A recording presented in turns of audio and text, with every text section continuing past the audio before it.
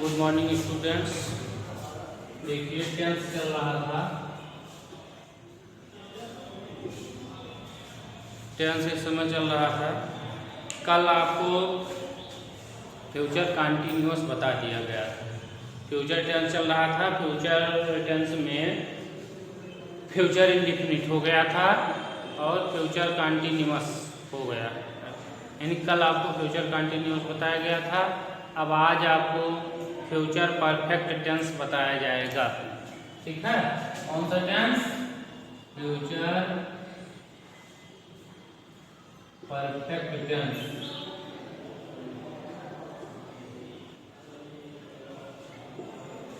Future perfect tense, FUTURE spelling देख लीजिए सही से। FUTURE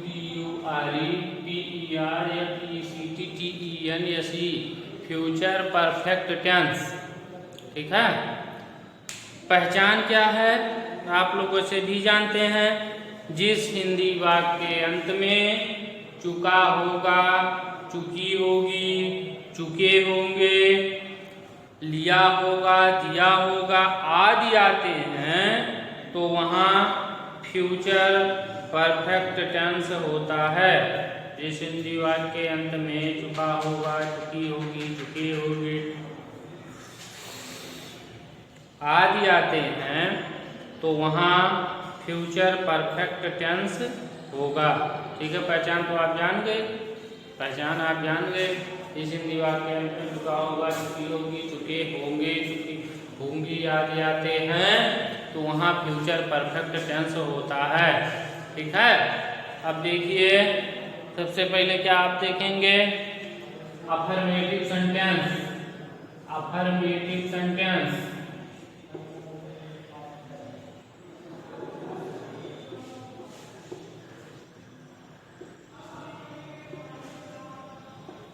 affirmative sentences. ठीक है, स्पेलिंग ध्यान से देख लीजिए। AFFIRMATIVESENTENCES affirmative sentences. Affirmative sentence का मतलब सकारात्मक वाक्य। जैसा कि हम आप लोगों को पहले भी बता चुके हैं कि प्रत्येक टेंस में 4 सेंटेंस होते हैं। Affirmative sentence, negative sentence, interrogative sentence और इंट्रोगेटिव निगेटिव। ठीक है, अफर्मेटिव का मतलब सकारात्मक वाक्य, निगेटिव नकारात्मक वाक्य, इंट्रोगेटिव प्रश्नवाचक वाक्य और इंट्रोगेटिव निगेटिव प्रश्नवाचक नकारात्मक वाक्य। ठीक है, लेकिन अब सबसे पहला वाक्य जो है वो क्या है, सबसे पहले आप क्या पढ़ेंगे। अब देखिए इस टेंस में अफर्मेटिव, निगेटिव, इंट्रोगेटिव सभी सेंटेंस में हेल्पिंग वर्ब का प्रयोग होगा। हेल्पिंग वर्ब का प्रयोग होगा। हेल्पिंग वर्ब का प्रयोग कैसे होगा कि आई और बी को छोड़कर, यानी आई और बी के साथ शैल हैव का प्रयोग होगा, बाकी सभी कर्ताओं के साथ विल हैव का प्रयोग किया जाता है। आई और बी को छोड़ के, आई और बी के साथ शैल हैव का प्रयोग और बाकी सभी कर्ताओं के साथ विल हैव का प्रयोग किया जाएगा। एक पहचान आप पहले जान लीजिए कि जिस हिंदी वाक्य के अंत में चुका होगा, चुकी होगी, चुके होंगे आदि आते हैं तो वहाँ फ्यूचर परफेक्ट टेंस होगा। ठीक है, अब एग्जाम्पल देखिए, जैसे वह खाना खा चुका होगा, खा चुका होगा, वह खाना खा चुका होगा। ठीक है, तो आप क्या करेंगे, देखिए ही विल है, ही विल है। ठीक है, क्या करेंगे, और वर्ब का कौन सा फॉर्म लगेगा, वर्ब का कौन सा फॉर्म लगेगा, थर्ड फॉर्म। ठीक है, वर्ब का चाहे कर्ता जो है सिंगुलर में हो या प्लूरल में हो, सभी कर्ताओं के साथ क्रिया के तीसरे रूप का प्रयोग होगा, यानी वर्ब का थर्ड फॉर्म लगेगा। तो ही विल हैव ईटन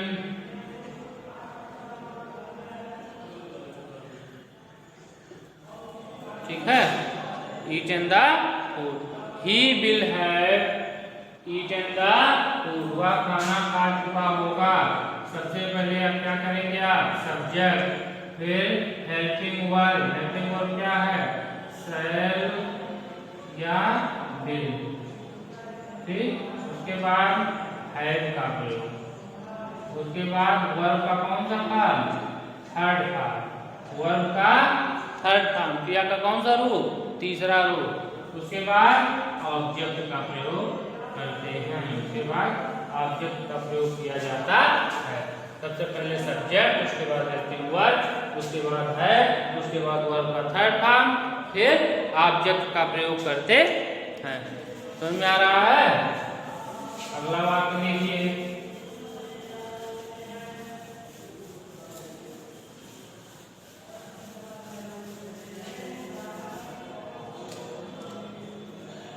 मैं पत्र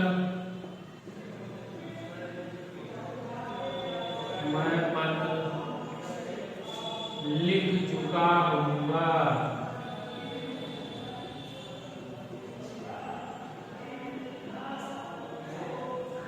मैं पत्र लिख चुका हूँगा। तो क्या करेंगे आप, देखिए हम पहले बता चुके हैं, आई और बी को छोड़ के, यानी आई और बी के साथ शैल हैव का प्रयोग किया जाएगा। तो क्या करेंगे, I shall have written a letter. Written a letter, I shall have written a letter. सबसे पहले क्या करेंगे आप, सब्जेक्ट का प्रयोग, उसके बाद हेल्पिंग वर्ब का प्रयोग। हेल्पिंग वर्ब, ठीक है, हेल्पिंग वर्ब में क्या, विल या शैल। उसके बाद हैव का प्रयोग, उसके बाद वर्ब का थर्ड फॉर्म, फिर ऑब्जेक्ट का प्रयोग। समझ में आ रहा है? मैं पत्र लिख चुका हूँगा, I shall have written a letter. Subject, helping verb, फिर हैव का प्रयोग, वर्ब का थर्ड फॉर्म, फिर ऑब्जेक्ट।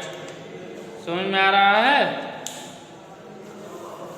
अगला वाक्य देखिए,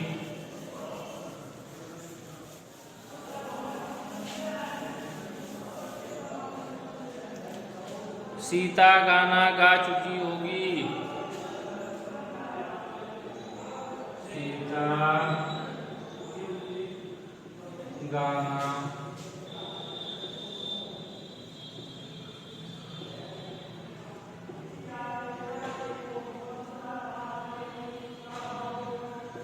सीता गाना गा चुकी होगी। ठीक है, तो क्या करेंगे आप, Sita will have, Sita will have sung a song, sung a song. Sita will have sung a song. तो आप क्या करेंगे, सबसे पहले सब्जेक्ट का प्रयोग, उसके बाद हेल्पिंग वर्ब। हेल्पिंग वर्ब आप जानते हैं सब्जेक्ट के अनुसार विल या शैल का प्रयोग, विल या शैल का प्रयोग।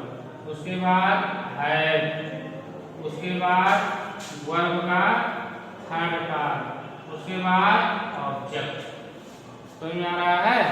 क्या करेंगे, सीता गाना गा चुकी होगी, Sita will have sung a song. ठीक, अब अगला वाक्य देखिए,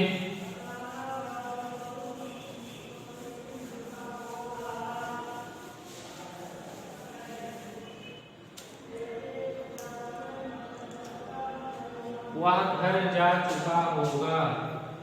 वह घर जा चुका होगा।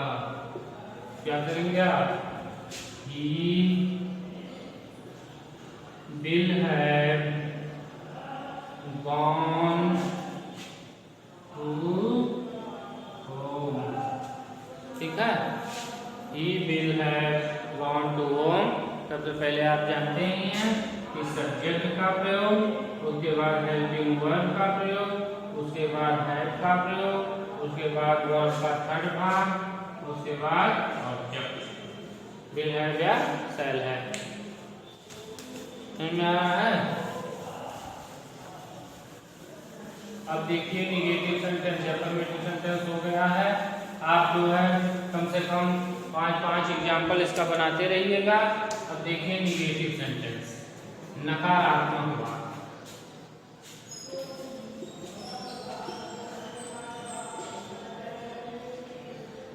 निगेटिव सेंटेंसेस, नकारात्मक वाक्य। ठीक है, अभी तक तो अफर्मेटिव सेंटेंस चल रहा था।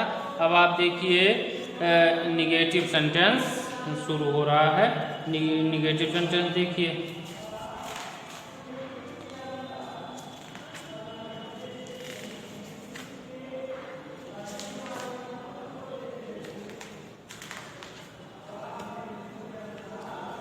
देखिए निगेटिव सेंटेंस, वह बाजार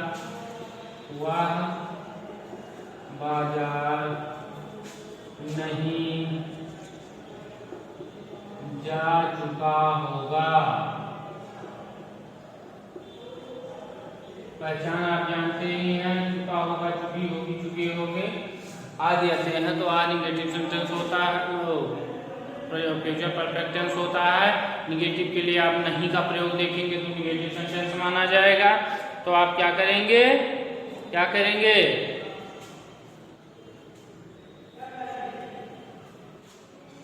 He will not gone to market। समझ में आ रहा है? अब निगेटिव सेंटेंस लीजिए, विल नॉट है। अच्छा इसमें देखिए, यहाँ देखिए विल और हैव के बीच में नॉट का प्रयोग, will not have gone to market. वह, इसमें देखिए क्या करेंगे आप, ठीक है।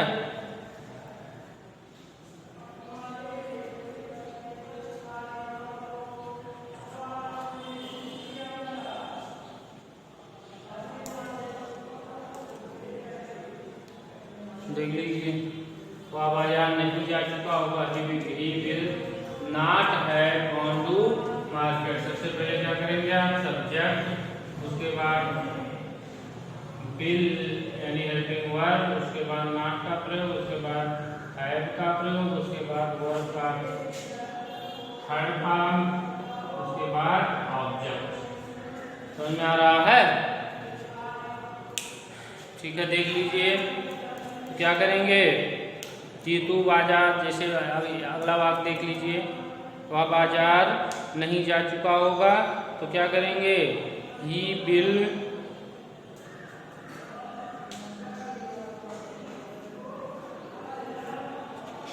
ठीक है, वाक्य देख लीजिए, he will not have gone to market.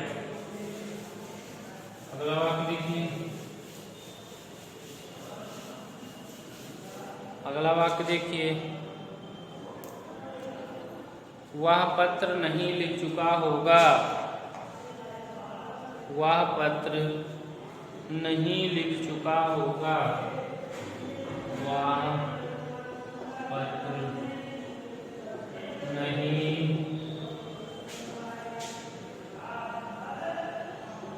लिख चुका होगा।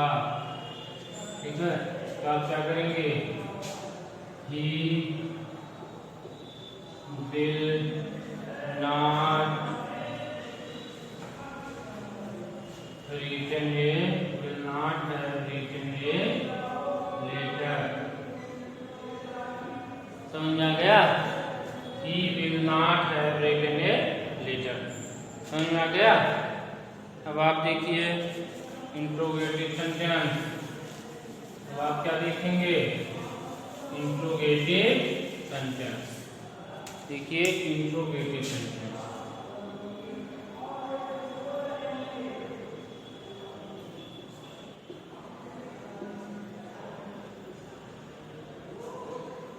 इंट्रोगेटिव सेंटेंसेस प्रश्नवाचक वाक्य। इंट्रोगेटिव सेंटेंस प्रश्नवाचक वाक्य, जैसा हम आपको पहले भी बता चुके हैं कि प्रश्नवाचक वाक्य में क्या है।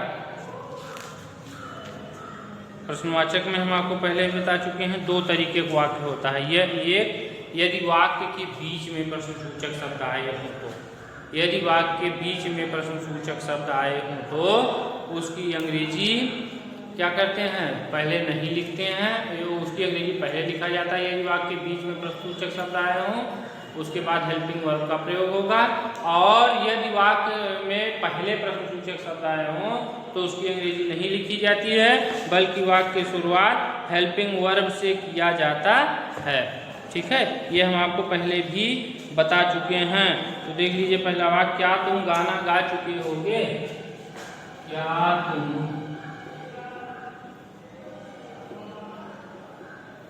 गाना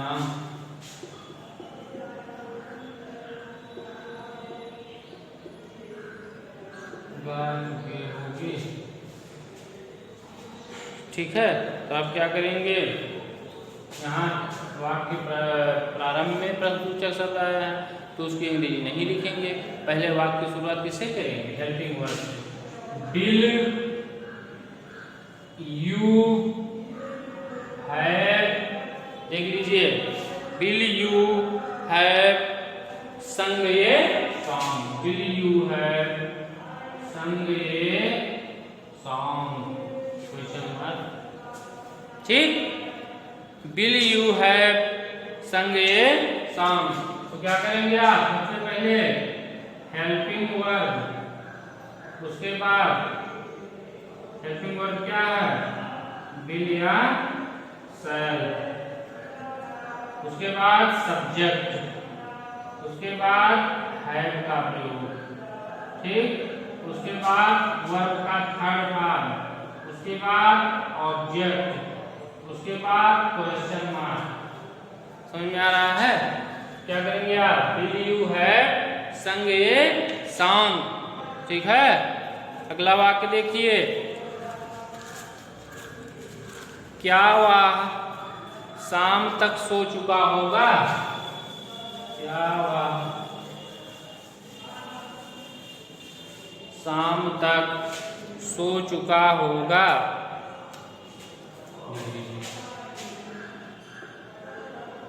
क्या वह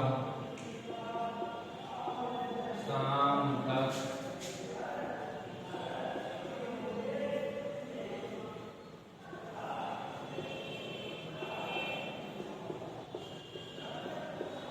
सो चुका होगा। तो आप क्या करेंगे, क्या वह शाम तक सो चुका होगा। Bill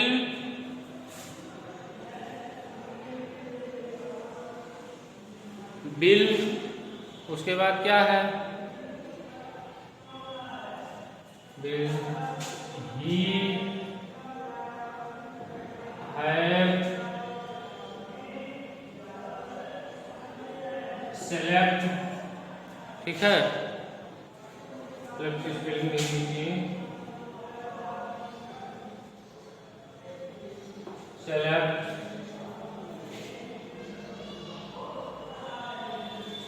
by evening, by evening, question mark. समझ आ रहा है, क्या वह शाम तक सो चुका होगा। विल ही है सेलेक्ट बाय इवनिंग। अगला वाक्य देखिए,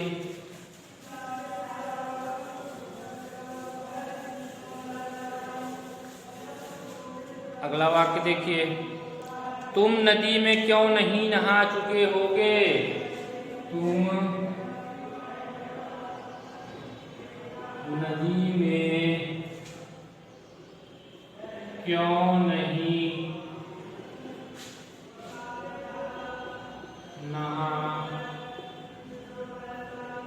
चुके होगे, क्वेश्चन मार्क। तुम नदी में क्यों नहीं नहा चुके होगे। अब देख लो, इसमें इंट्रोगेटिव भी है और नकारात्मक भी है, यानी प्रश्नवाचक भी है, नकारात्मक भी है। तो ये क्या हो गया, इंट्रोगेटिव निगेटिव सेंटेंस। ये क्या हो गया, इंट्रोगेटिव निगेटिव सेंटेंस। अब वाक्य के बीच में प्रश्नसूचक शब्द आया है तो उसकी अंग्रेजी सबसे पहले लिखेंगे, क्या लिखेंगे? व्हाई। उसके बाद क्या करेंगे? व्हाई, फिर हेल्पिंग वर्ब का प्रयोग, why will you not have, देख लीजिए, why will you not have bathed in the river, bathed in the river, question mark यहाँ नीचे लिख दिए, देख लीजिए। तो why will you not have bathed, bathed in the river, तुम नदी में क्यों नहीं नहा चुके होगे? अब सबसे पहले आप क्या करेंगे? क्वेश्चन वर्ड, उसके बाद हेल्पिंग वर्ब, उसके बाद सब्जेक्ट, उसके बाद नॉट का प्रयोग, क्योंकि यह इंट्रोगेटिव निगेटिव सेंटेंस है। कौन सा सेंटेंस है? Interrogative negative. उसके बाद हैव का प्रयोग, उसके बाद वर्ब का थर्ड फॉर्म, फिर ऑब्जेक्ट, फिर क्वेश्चन मार्क। समझ में आ रहा है? सबसे पहले आप क्या करेंगे? क्वेश्चन वर्ड, उसके बाद हेल्पिंग वर्ब, उसके बाद सब्जेक्ट का प्रयोग, उसके बाद नॉट का प्रयोग, उसके बाद है, फिर वर्ब का थर्ड फॉर्म, फिर ऑब्जेक्ट, फिर क्वेश्चन मार्क। समझ में आ रहा है? ये है इंट्रोगेटिव निगेटिव सेंटेंस। ये आपको क्या बताया गया है? Interrogative negative sentence. ठीक है।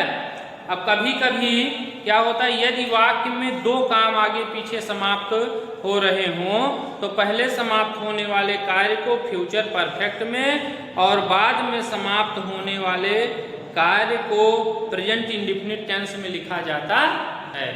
ऐसे भी वाक्य इसमें आ सकते हैं कि क्या करते हैं, पहले समाप्त होने वाले कार्य को फ्यूचर परफेक्ट में और बाद में समाप्त होने वाले कार्य को प्रेजेंट इंडेफिनिट टेंस में लिखा जाता है। ठीक है।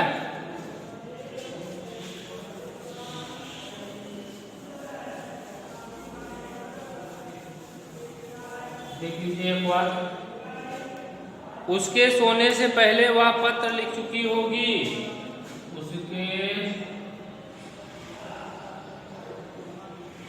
सोने से पहले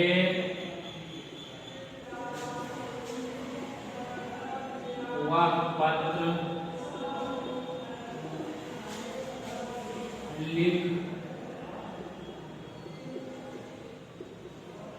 चुकी होगी। उसके सोने से पहले वह पत्र लिख चुकी होगी तो क्या करेंगे आप? She will have written the letter, will have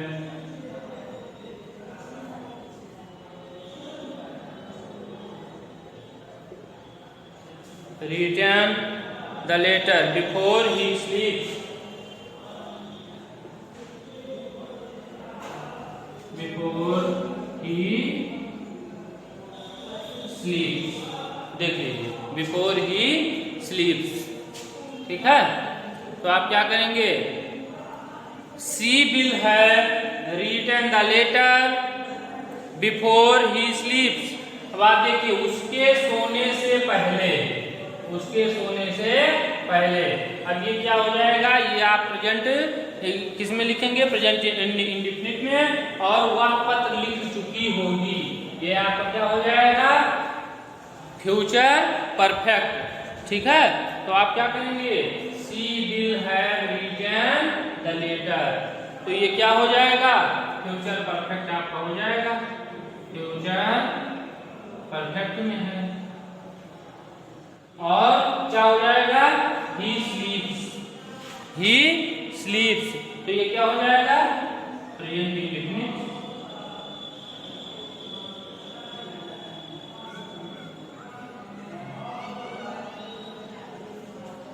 समझ में आ रहा है? ऐसे वाक्य भी आते हैं। तो इसके लिए जो है इस तरीके का प्रयोग कर लिया जाता है। समझ में आ गया। अब आप जो है ये टेंस खत्म हो गया फ्यूचर परफेक्ट। अब आप